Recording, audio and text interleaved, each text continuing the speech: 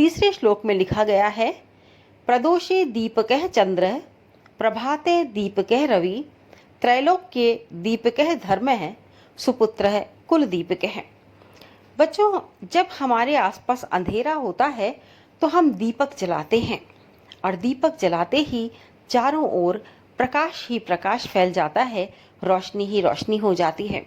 तो दीपक जिस प्रकार से वातावरण को रोशनी से भर देता है, इसी प्रकार से कई अन्य चीज़ें हैं जो भी हमें रोशनी देती हैं।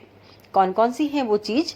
देखिए, बताया है, प्रदोषे दीपकः चंद्र, यानी शाम के समय, रात्रि के समय जो दीपक जो है, चंद्रमा जो दीपक के समान होता है। प्रदोषे यानी सायंकाल, शाम के समय, और शाम के समय से लेकर जो रास्ता दिखाने का काम है वो भी चंद्रमा करता है। यानी चंद्रमा की चांदनी जब बिखरती है तो हमें बहुत सारी चीज़ें उस चांदनी में दिखाई दे जाती हैं, तो वो एक दीपक के समान चंद्रमा कार्य करता है।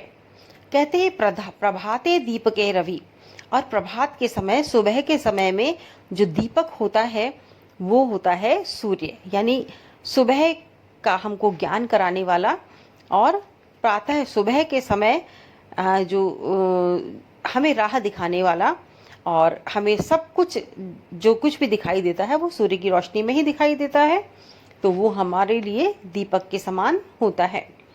इसके बाद कहा गया है, त्रैलोक्य दीपकः धर्मम, और तीनों लोकों में दीपक जो है धर्म है, यानी तीनों लोकों में मार्ग दिखाने वाला, रास्ता दिखाने वाला, रोशनी फैलाने वाला अगर कुछ है तो वो है धर्म।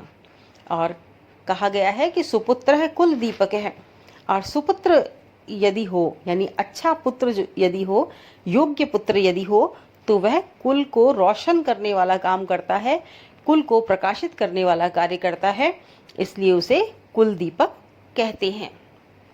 इसका अनुवाद जान लीजिए। प्रदोषे सायंकाल में चंद्रमा दीपक के समान है, सुबह के समय सूर्य दीपक के समान है, और तीनों लोकों में धर्म दीपक के समान है, और सुपुत्र, अच्छा पुत्र, आज्ञाकारी पुत्र कुल दीपक के समान होता है।